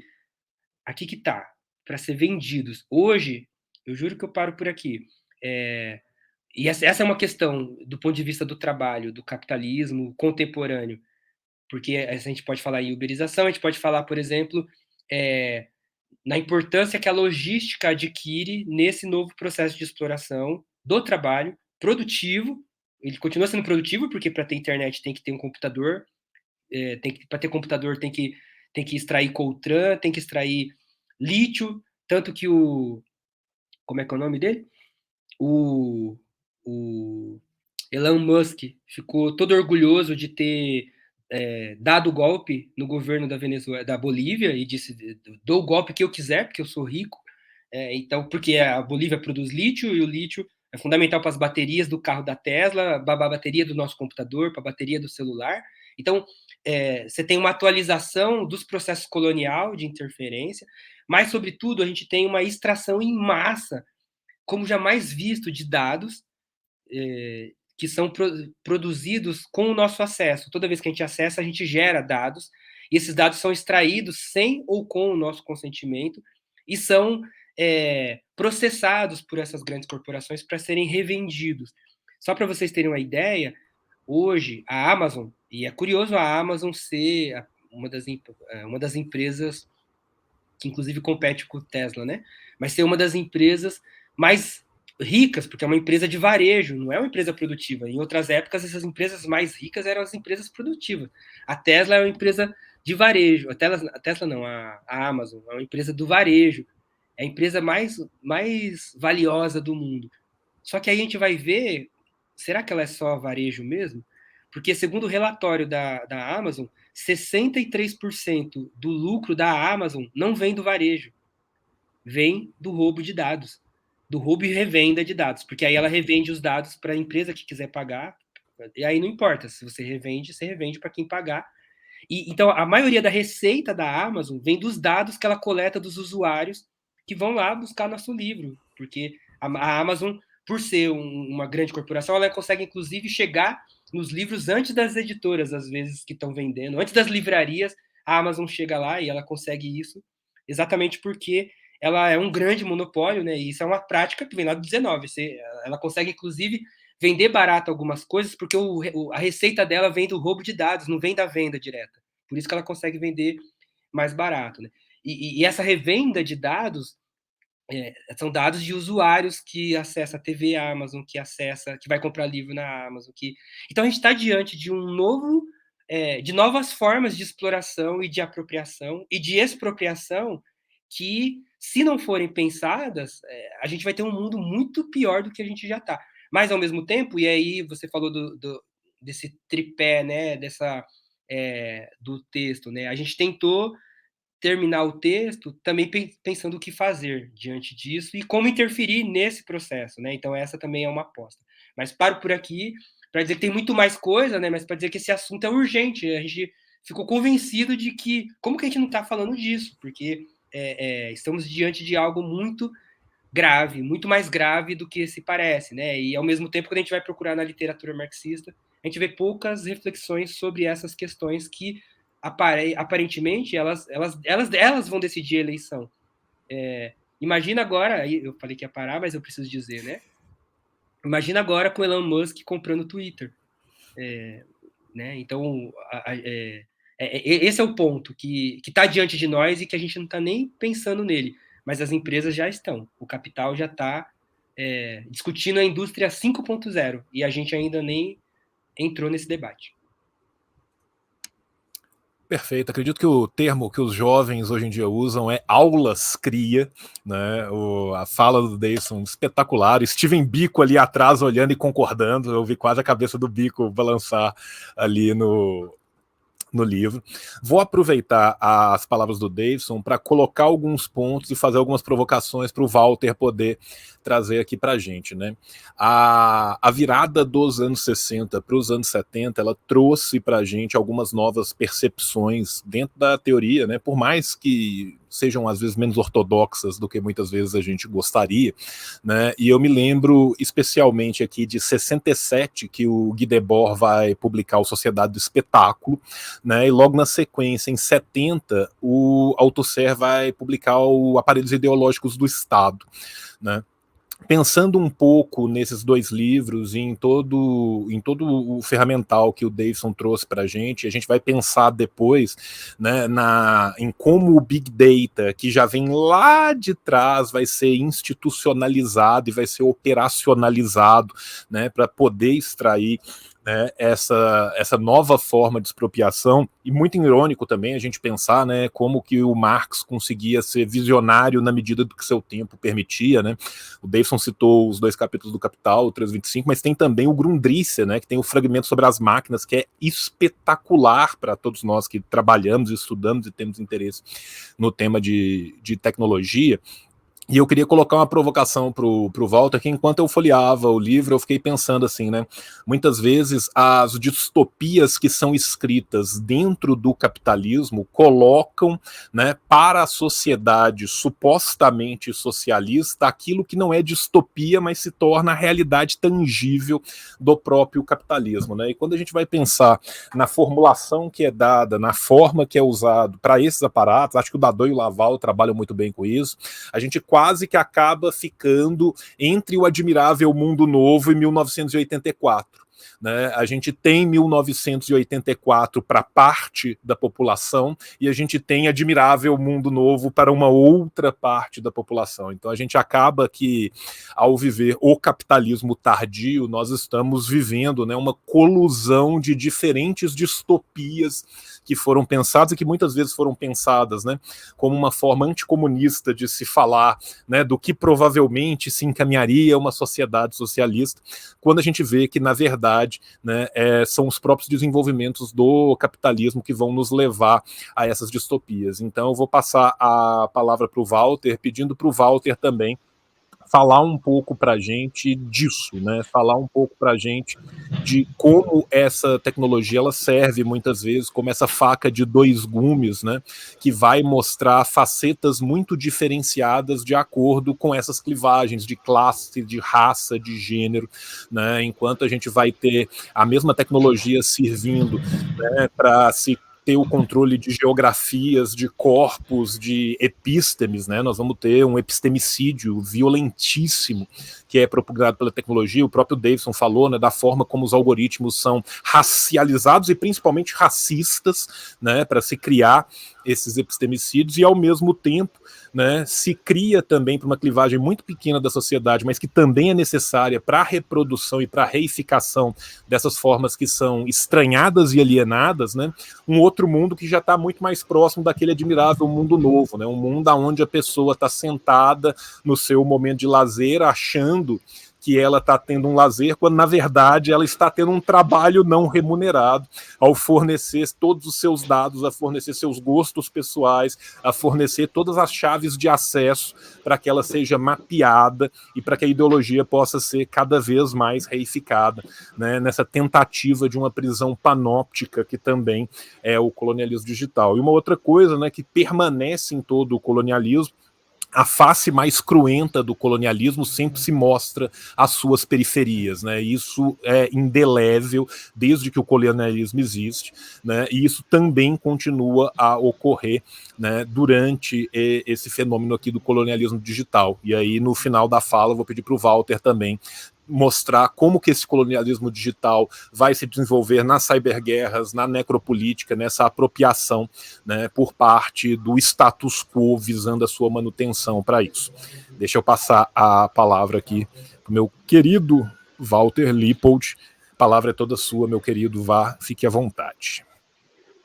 Em primeiro lugar, eu queria fazer um grande agradecimento a 2 pessoas, né, a Karina Menezes, professora da UFBA e membro do participa, né, integrante do Raul Hacker Club em Salvador, fez o nosso prefácio, e também ao Tarcísio Silva, que fez o texto da orelha do livro, e agradeço muito a professora Karina, o professor Tarcísio, por participarem do nosso ensaio, da nossa obra. Tarcísio foi uma das nossas bases também sobre a questão do racismo algorítmico, e fizemos um debate muito interessante, né, com a obra dele. Mas nós estamos vivendo um cenário cyberpunk, então é uma distopia do real. Eu sou dos anos 80, tá? Não sou tão jovem, você me chama de jovem, mas já estou com 42 anos, João. Então, nasci /80. E eu vivi, pessoalmente, toda essa década dos anos 80 e os desdobramentos da terceira fase da Revolução Industrial. A questão da literatura cyberpunk aparecia muito como estética cinematográfica. Os próprios livros do William Gibson, Neuromancer, né, me atraíam muito. Essa estética, né, do low life high tech, que é o que nós estamos vivendo hoje, um cenário cyberpunk low life high tech, onde a mais baixa condição de vida convive com a mais alta tecnologia. Esse é o princípio da literatura cyberpunk, por isso que nós, na obra, defendemos que a internet, e isso veio de uma influência que nós tivemos também do Leonardo Folletto, lá do Baixa Cultura, mais um salve aí para o Folletto, todo o povo do Baixa Cultura, aos clubes hackers, né, a rádios comunitárias, todos aí envolvidos com a circulação de ideias revolucionárias. E o Folletto, ele fala que nós estamos vendo uma ressaca da internet. Eu que vim dos anos 80, nós tínhamos uma visão de uma utopia tecnológica. E hoje nós estamos nessa ressaca, uma verdadeira distopia. E isso tem tudo a ver com uma das ideologias que nós dissecamos na obra, que é a ideologia californiana. As Big Techs estão lá no Vale do Silício, GAFAM. Google, que é a Alphabet Incorporation, Amazon, Facebook, agora Meta, Apple e Microsoft, entre outras, do entretenimento, streaming, por exemplo, a Netflix, e outras citadas aqui, né, Uber, principalmente. E essa ideologia californiana, ela mescla, de um modo bizarro, liberalismo, uma espécie de determinismo tecnológico, junto com aquela cultura boêmia de São Francisco, hippie. É uma amálgama assim, muito estranha, mas deu muito certo. Essa coisa que nos venderam, e aí até a gente analisa a famosa peça publicitária, a propaganda da Apple, do Macintosh em 84. Ela foi lançada no Super Bowl, no final do Super Bowl, e aí o que acontece? É vendida uma ideia, essa ideologia californiana, de que aquele capitalismo cinza, fordista, está superado e agora você pode usar bermuda dentro da Big Tech que você trabalha, tem mesa de sinuca, de pinball, fla-flu, pode tomar uma lata de Coca-Cola, comer um Big Mac ali dentro, não é mais aquele fordismo que aparece, por exemplo, no clipe do Pink Floyd, né, naquela escola cinza, que transforma as crianças dentro da linha de montagem em linguiça, né? Não é? Então, vende-se isso. Essa é a ideologia californiana. Nós estamos num estado de liberdade. E hoje o capitalismo ele explora a liberdade. É uma tecnologia de poder inteligente que explora a liberdade, a comunicação. A vida é ludificada. Tudo é jogo agora. Gamificado. Né? Você ganha um emblema, você está lá no Uber, ganha um emblema. Você ganha tal emblema e você ascende a um novo nível. Essa gamificação, essa ludificação da vida, nós também dialogamos muito criticamente com autores não marxistas, sem problema nenhum. Por exemplo, Byung-Chul Han, filósofo sul-coreano. Nós dialogamos muito com o conceito dele de psicopolítica, dialogamos muito com o conceito de necropolítica do Achille Mbembe, mas sempre tentando detectar certas questões, certos silêncios, porque nós não estamos vivendo só um paradigma de poder, estamos vendo um modo de produção capitalista com relações de produção concretas. E essas características da ideologia californiana nós detectamos nesse discurso, nessa ideologia das Big Techs. Agora você é um empresário de si. A questão do empreendedorismo, da uberização, da plataformização da economia é exatamente isso. O Byung-Chul Han, ele chega a um ponto de dizer que a luta de classe está sendo internalizada no sujeito. Que hoje você se auto-explora. Por isso que o neoliberalismo, o capitalismo, atualmente, ele tem um poder inteligente. Antigamente, tu tinha um poder da negatividade, no Fordismo, por exemplo. Você não pode fazer isso. Agora a ideologia é você pode ser o que você quiser. Você pode tudo. O poder do positivo não tem limites. Então, abordamos, João, aspectos subjetivos e objetivos desses novos fenômenos, que se vendem como uma novidade, como algo que supera, uma superação, supra-assunção, supressão do velho capitalismo, mas, na verdade, atualiza as formas de exploração. A internet, o ciberespaço, a internet nasce na Guerra Fria. Né? O pessoal fala muito de socialista de iPhone, mas poucos falam do capitalista com satélite, porque quem lançou o primeiro satélite, nós sabemos quem foi. Né? Em 67, o glorioso Sputnik é lançado pela União Soviética, e é por isso que hoje nós podemos fazer essa comunicação, inclusive, que estamos fazendo agora aqui. Então, tem o socialista de iPhone, o pessoal fala, mas não falam do capitalista de satélite. Isso apavorou os Estados Unidos, e aí foi criado o DARPA, o Departamento de Desenvolvimento de Pesquisa Avançado, ARPA, e do DARPA surgiu a ARPANET. A RAND Corporation, que é um think tank militar dos Estados Unidos, que tem, né, aquelas relações nebulosas de Estado, do privado e do público, como a gente vê nos Estados Unidos, aqueles lobbies poderosos, eles também criaram uma rede descentralizada, que em caso de ataque nuclear, continuaria se comunicando. Inclusive, na época foi criado o que hoje a gente conhece como Deep Web, a misteriosa Deep Web, a rede Tor Onion, como chama, que é esse programa, esse aplicativo que permite você navegar anônimo e também acessar os sites, né, e fóruns, etc., da famosa e temida Deep Web. Então, já naquela época foi criada essa camada, inclusive para espionagem, para uma série de outros tipos de ação, e com o fim da Guerra Fria, essa rede foi ela foi encaminhada, já tinha uma ligação com as universidades nos Estados Unidos, e aí ela vai ser a base, junto com a rede Cyclades da França e a rede comercial NFL da Inglaterra, que era uma rede mais científica. Então, dessa base surge a internet. A internet, ela surge desse medo de um ataque nuclear e de criar tecnologia dentro da Guerra Fria. Então, os anos 80 nos traz toda e aí vem os filmes, né? Eu nasci nos anos 80, eu vi Robocop, a OCP Corporation, Exterminador do Futuro, Mad Max, né? Eu vi os primeiros lá, com Mel Gibson, o primeiro, todo aquele colapso, né? Esses cenários apocalípticos, o próprio Blade Runner, que é uma releitura do filme, né, do Ridley Scott, que é uma releitura do conto do Philip K. Dick. A questão da mão de obra, né, os replicantes, que são androides, se revoltam porque são explorados pelo ser humano. Então, essa tônica, presente também em Matrix, né, essa tônica do mito prometeico, do Deus ex machina, nós também fazemos uma crítica, inclusive trazendo aspectos do ludismo do século XIX. Questão dos trabalhadores destruindo as máquinas. Bom, nós estamos, então, nesses tempos low-life high-tech, onde uma tecnologia chamada Big Data,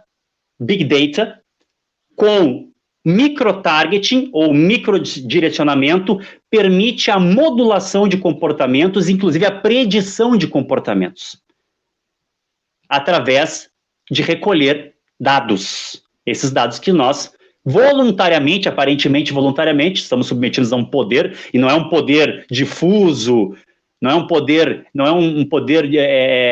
micropoder, é um poder pervasivo e ubíquo, é o poder do capital, essa unidade na multiplicidade, unificada sobre a questão da mercadificação da vida.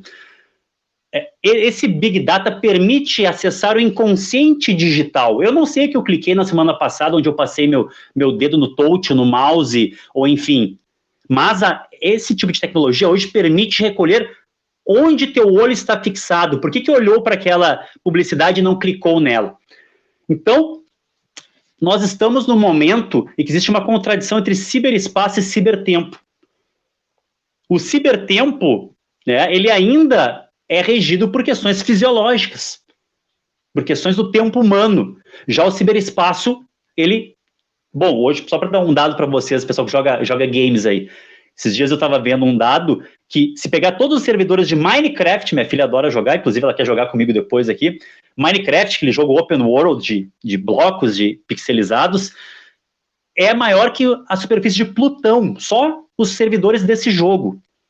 E agora, com o advento do metaverso, onde querem que nós sejamos avatarizados, trabalhando dentro do ciberespaço, como já desde a pandemia já estamos nesse processo cada vez mais acelerado de ser mediado pela tecnologia digital.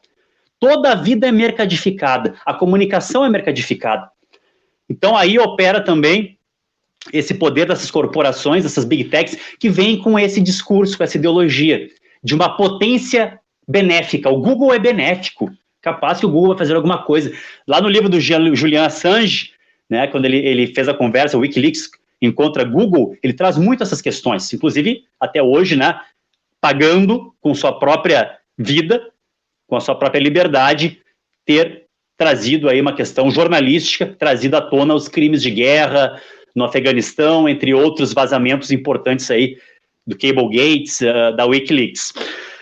Essa defasagem de cybertempo e cyberespaço, essa exploração da psique humana, porque nunca tinha sido possível explorar a psique humana, o inconsciente, agora com o Big Data isso adoece em massa. Isso causa burnout, depressão, déficit de atenção. O Byung-Chul Han, entre outros autores, o próprio Bifo, traz essa questão. Né? Não seria essa pandemia de questões, de patologias, né, da mente, fruto de uma sociedade que explora a psique? O home office, o momento que a tua casa é colonizada pelo mundo do trabalho.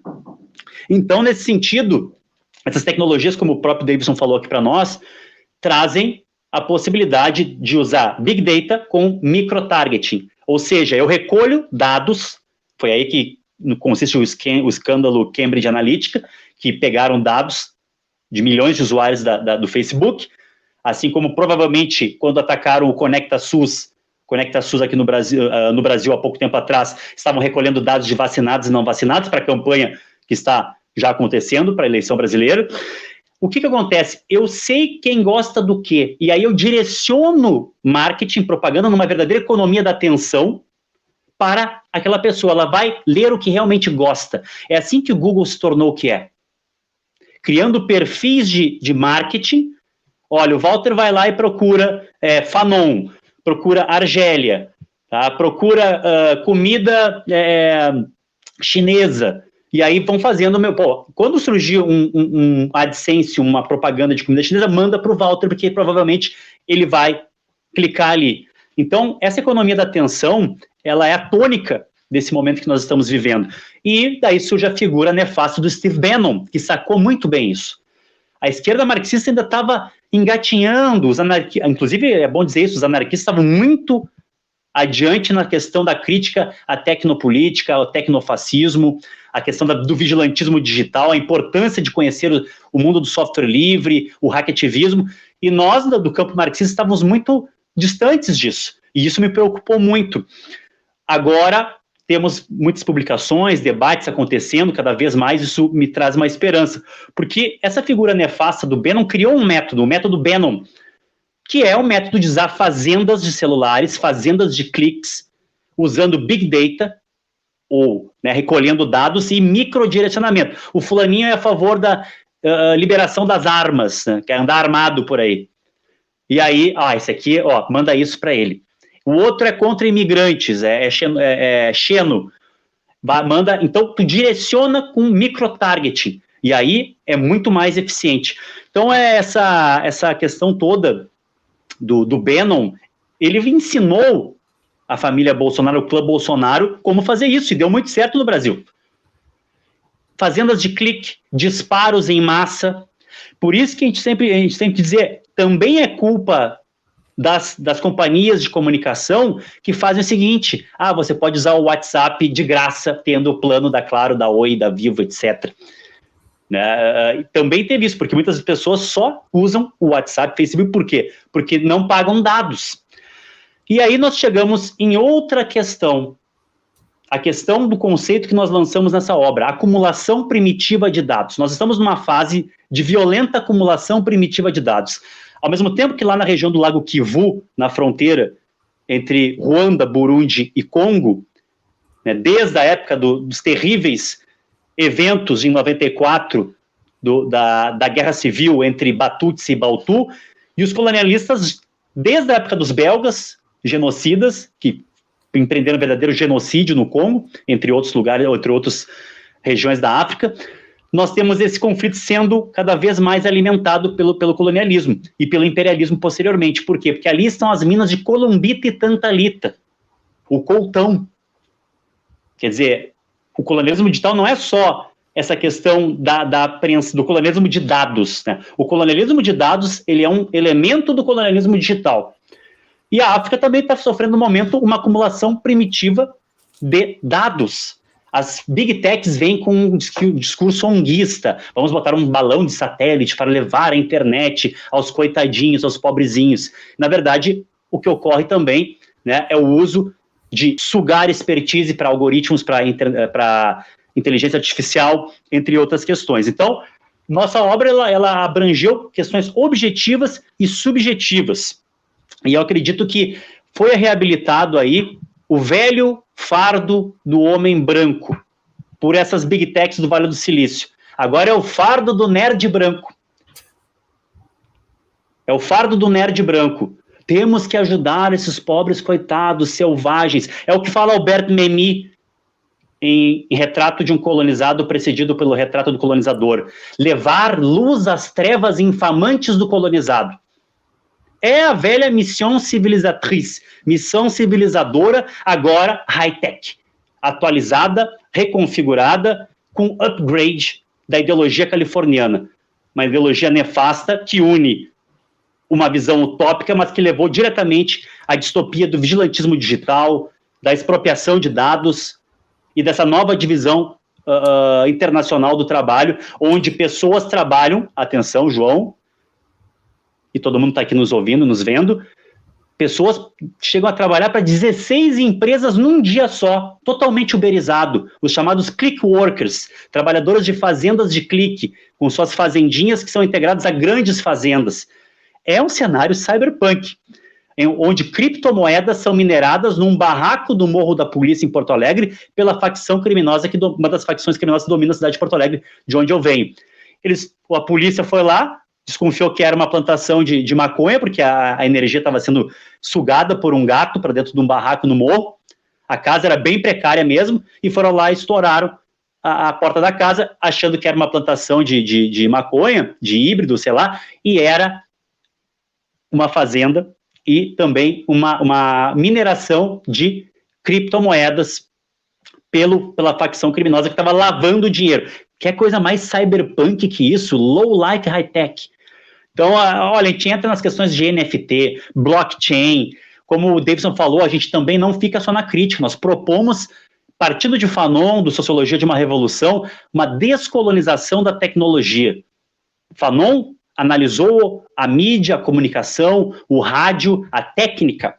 Então, nós temos que nos apropriar da tecnologia, criticar toda essa distopia que estamos vivendo, mas, ao mesmo tempo, não propomos a visão ludista. Vamos tocar fogo, vamos quebrar tudo.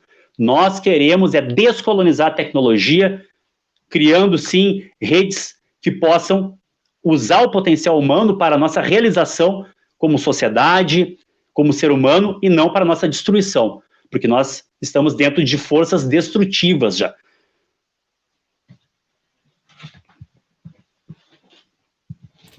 Perfeito. Gente, a gente começa a conversar, na hora que a gente vê, já tem quase 1h30 que nós estamos aqui, né? As coisas vão passando muito rápido. Quero agradecer demais ao Davidson, ao Walter, ao Marlon, né, pelas salas candentes, pela contribuição aqui, e vou passar para uma rodada final para a gente fazer algumas considerações, e vou pegar o gancho do Walter, né? Vocês conseguiram, ao mesmo tempo, não apenas voltar em Marx, mas também voltar no nosso querido menino Lenin e fazer o Stodeliat, né, o que fazer. Né? Então, eu gostaria muito que essa última fala de vocês, vou pedir para ficar uns 5 minutos para cada um, mais ou menos. Depois a gente vai fazer mais uma propaganda, eu vou passar para o Marlon também, para o Marlon falar das redes dele, falar das artes dele, né? Eu queria que vocês falassem um pouco, né, vis-à-vis tudo isso que vocês elencaram aqui hoje, qual que é a saída, né? Para onde nós vamos, o que nós devemos fazer, né? Porque um primeiro grande contributo que o livro traz é trazer para o português essa discussão e trazer essa discussão à baila, uma discussão que muitas vezes a gente ignora ela totalmente e que ao ignorá-la a gente acaba sendo, né, não só as vítimas, mas também os perpetradores disso, né? O Walter fez um comentário que eu acho espetacular, que ele falou do que aconteceu no Rio Grande do Sul. Uma outra coisa que aconteceu foi a exploração do mercado imobiliário, tanto no Alasca quanto na Rússia, por causa de locais que são tão frios que você não precisa de deixar o cooler ligado para as placas. Então você tem enormes fazendas, ou de criptomoeda, ou de blockchain, que ficam ao ar aberto num galpão. Você constrói um galpão com as janelas abertas, e o lugar é a menos 30, então você pode deixar o bagulho ligado à vontade, você gasta menos energia e não precisa de ficar refrigerando o lugar. E isso levou à especulação imobiliária em locais que antes eram quase que desabitados, né? Então a gente vê essas distopias. O Walter falou do Cyberpunk, gente, eu também sou da década de 80, eu sou coelho do Walter aqui. Joguei muito GURP Cyberpunk na vida e não imaginei que jogando GURP Cyberpunk viveria GURP Cyberpunk, e estamos vivendo ele, quer queiramos ou não. Então vou passar a palavra para o Davidson fazer essa última fala dele, né? Falando mais um pouco do livro e fazendo mais esse apanhado de para onde vamos agora, e depois passar posteriormente ao Walter para a gente voltar para o nosso fechamento. Davidson, a palavra está com você, meu querido. Pensando com o bom e velho Barba, né? O para onde vamos depende de uma análise muito rigorosa do onde estamos, né?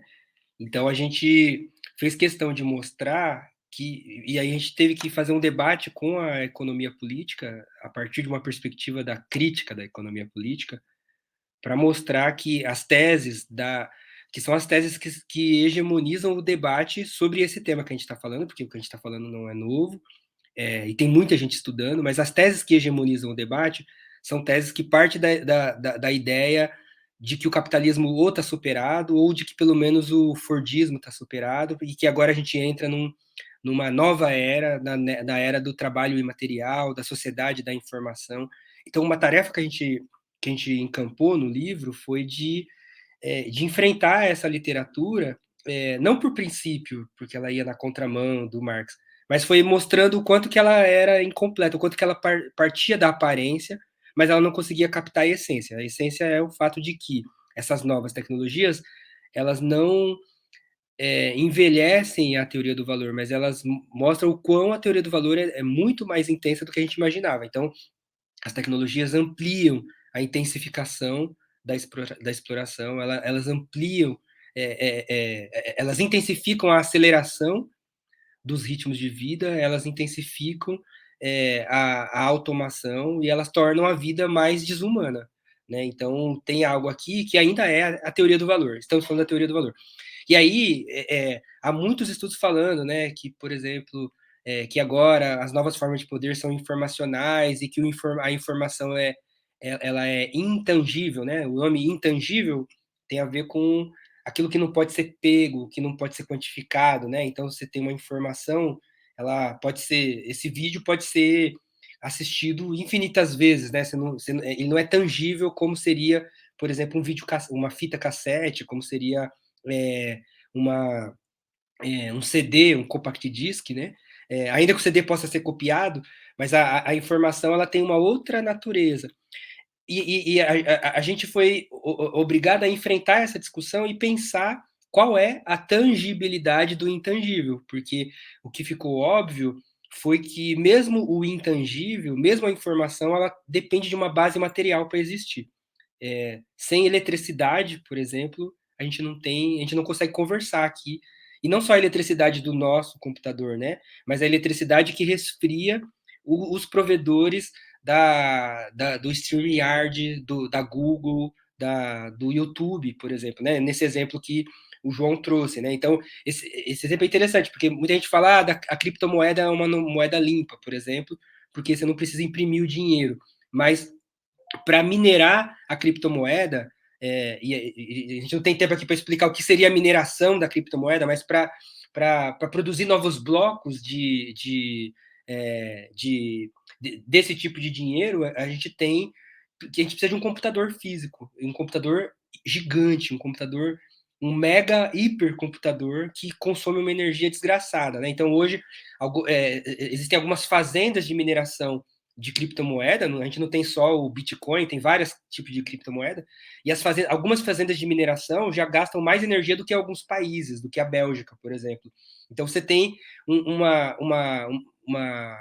um ataque ao meio ambiente, mesmo no intangível. Para o intangível existir, ele precisa do tangível, ele precisa de eletricidade, mas ele precisa, sobretudo, das matérias-primas que fazem o computador, os cabos da fibra ótica que fazem, e essas matérias-primas continuam sendo extraídas das formas mais violentas possíveis, né? O exemplo que o Walter traz do Congo, o Congo segue se investindo em ditaduras no Congo até hoje por conta dessas tecnologias, por conta dessas matérias-primas que viabilizam as tecnologias da informação. Então, quando a gente vê um teórico dizendo que vamos falar de capitalismo imaterial, é estranho, porque o golpe da Bolívia foi para obter acesso,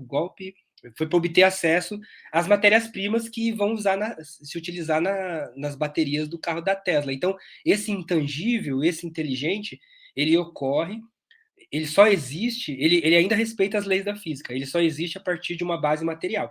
Então, o que fazer tem que considerar, ao mesmo tempo, o que esse intangível traz de novo, e ele traz novidade, porque agora ele permite o roubo, a expropriação de dados, ele permite, como o Walter colocou, novas formas de dominação e indução de comportamento, né? Previsão e indução de comportamento.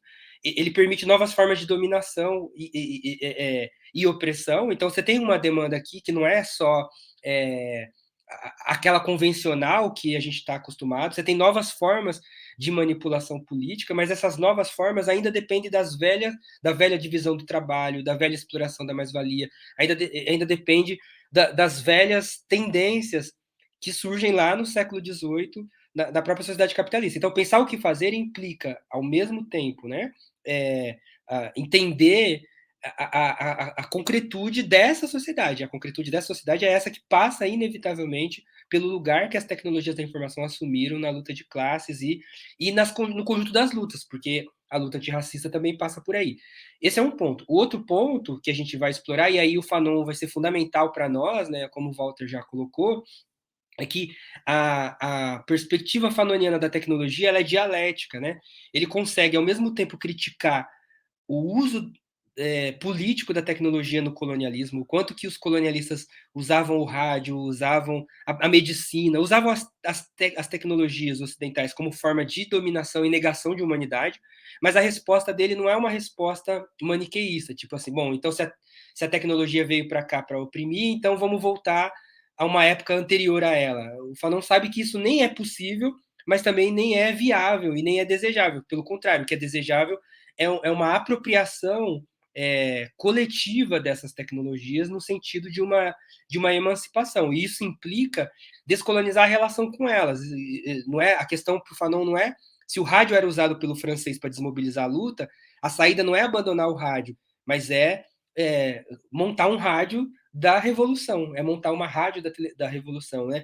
E isso lembra muito Lenin no Que Fazer, quando o Lenin está falando do jornal, porque o Lenin chega, se a gente lê O Que Fazer, ele sugere que a gente monte uma empresa, porque para um jornal funcionar, numa sociedade capitalista, você precisa de uma estrutura de uma empresa, mas a questão é como aquela estrutura vai funcionar para dar conta de uma tarefa que é social. Mas isso implica não só, e aqui tem um debate muito delicado, assim, que a gente toma muito cuidado, né, que é o debate sobre o fetiche da tecnologia.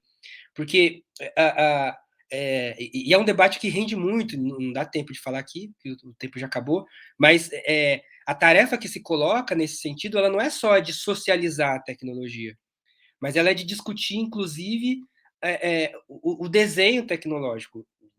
Porque, de um lado, o João citou os Grundrisses, né? O Marx fala da apropriação do intelecto coletivo, né, humano, desse conjunto de saberes humanos. Uma das coisas que a internet, dessa forma, no capitalismo permite, é uma privatização daquilo que é comum.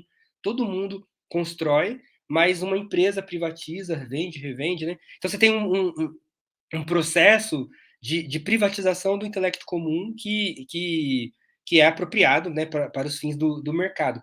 Mas essa apropriação, ela não é só uma apropriação neutra de um intelecto comum, ela é um redirecionamento dos desenhos tecnológicos para ampliar as formas de exploração. Então, e ao mesmo tempo, essas novas tecnologias continuam sendo valor de uso, porque vamos lembrar do Barba. O valor, ele não, ainda que ele seja trabalho abstrato, ele não retira, a mercadoria continua contendo valor de uso, senão ela não tem função, senão ela não sequer vai ser trocada. Então, de um lado, essas tecnologias têm valor de uso. Você ter a rede social, você poder mandar mensagem para outra pessoa em outra parte do mundo. O Walter está lá em Portugal, o João está em Minas, eu estou em São Paulo. A gente tem o Coba, eu não sei qual o estado que está, mas a gente está em vários lugares. Então, tem um valor de uso que está colocado que precisa estar a serviço da humanidade. Mas não basta só se apropriar desse valor de uso sem discutir o próprio processo produtivo, porque não é só uma questão a gente não está falando só de uma questão da circulação dos bens produzidos, mas do processo pelo qual eles se produzem. E isso implica, essa descolonização implica, ao mesmo tempo, que as esquerdas, que os movimentos se apropriem das discussões sobre a tecnologia para criar seus meios de comunicação, seus meios de produção tecnológica, para não só no sentido, né, como as antigas cooperativas, os antigos cooperativistas propunham, mas também para que nos projetos revolucionários, nas propostas, a gente também consiga interferir nesses desenhos para que esses desenhos atendam às necessidades humanas. E isso não é algo que dá para esperar a revolução começar. O que a gente já está percebendo é que se a gente não começar a olhar para as tecnologias da informação, se a esquerda não entender o debate do software livre, que nunca deu bola, se a gente não entender os debates sobre comunicação segura, porque agora você tem novas formas de controle e de criminalização, se a gente não criar, não se apropriar desse intelecto coletivo que está sendo produzido e apropriado num caminho alternativo, nem revolução terá, porque a gente está muito mais vulnerável do que a gente já esteve em qualquer outra época. Então, o que fazer passa por também se apropriar dessa discussão, né? E isso ampliaria, a gente acredita, as possibilidades de atuação política, ampliaria, porque permitiria novas formas de insurgência, de resistência, num momento em que a gente está vendido. A gente fala mal do governo usando o Google, a gente usa o WhatsApp para organizar uma reunião secreta. Então, quando a gente já sabe que não é só a Alexia que registra tudo o que acontece num certo ambiente, é os nossos aparelhos celulares, porque eles foram projetados para isso, porque isso significa uma apreensão de dados. E aqui eu queria só falar uma coisa rápida, né? Que às vezes as pessoas acham que a gente está exagerando, né? Esse debate ele ganhou muita fama lá com o Dilema das Redes. O filme Dilema das Redes foi um filme interessante porque ele popularizou o fato de que essas empresas fazem isso intencionalmente. Só que o Dilema das Redes ele cai no engodo, né? Porque ele diz que o dilema é das redes. Ele fetichiza a tecnologia e trata a tecnologia como algo em si. O dilema não é das redes, o dilema é da sociedade, o dilema é do modo de produção. A gente não vai ter o cataclisma, não é a Matrix dominando as pessoas. São pessoas dominando pessoas a partir da máquina, né? E é isso que há todo um investimento hollywoodiano e da Netflix e de todo esse cinema de streaming para tratar do fenômeno sem mostrar a essência, que é a lógica do valor que está por detrás. Então, a gente não tem máquinas escravizando pessoas, a gente tem o capital escravizando o trabalho a partir das máquinas e desenhando máquinas para intensificar essa escravidão. Mas se você só olha como dilema das redes, parece que o problema é a tecnologia. Então, eu vou me afastar da tecnologia ou eu vou me vender para ela porque não tem outro jeito, né? Quando o que fazer? O que fazer é atuar para a transformação da sociedade, para uma sociedade que não seja baseada no valor, uma sociedade que não seja baseada na exploração, né? Essa é a saída. Mas, enquanto isso, se a gente não descoloniza a nossa relação com a tecnologia, não tem transformação possível, porque a tecnologia ofereceu novas formas de controle e nós já estamos sendo manipulados, né, por esse processo. Até a nossa rebeldia vira vira mercadoria para essas grandes empresas, né? Então, até o nosso engajamento, né? Do YouTube ao Twitter, do Instagram a sei lá o quê, até a nossa rebeldia, na verdade, ela vira mais um produto, né? Então, ou a gente entende essa lógica para pensar as possibilidades de extrair os limites dela e extrair as potencialidades dela, ou a gente vai caminhar de forma muito inocente, muito dócil para um mundo muito pior do que o que a gente está vivendo. Já estamos caminhando a passos largos. Perfeito. Walter, suas palavras de encerramento. Queria agradecer o convite aí.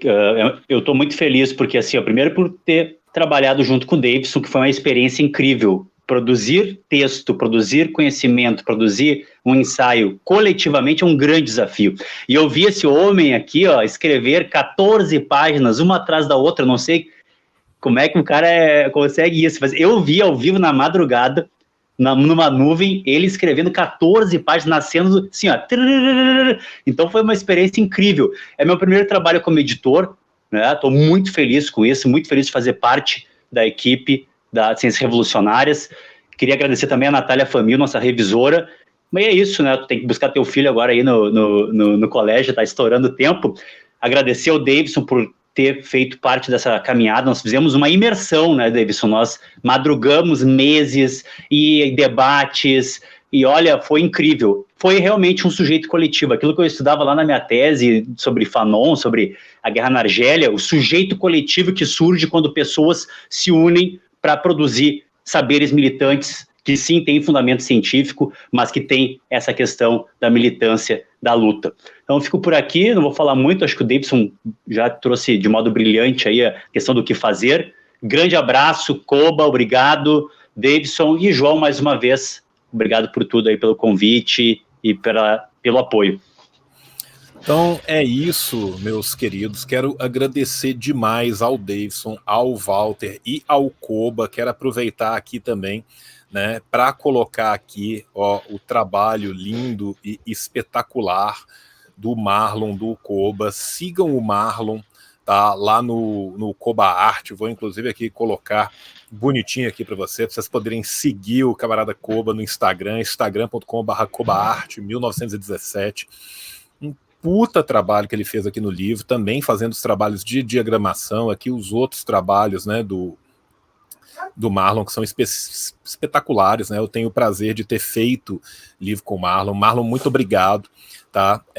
E agradecer a todo mundo que esteve aqui com a gente até o final, né? E lembrando a vocês que estão no YouTube, que estão na Twitch, apesar disso tudo, a gente ainda precisa do apoio de vocês, então sigam o canal, compartilhem esse vídeo, façam com que esse conhecimento chegue no maior número de pessoas possível e, principalmente, gente, entrem na loja da Ciência Revolucionária, cienciasrevolucionárias.com/loja, usa o cupom assim de Tio João e garanta o seu livro, que o livro tá espetacular. Então é isso, jovens, um beijo no coração de vocês, até a próxima e tchau, tchau!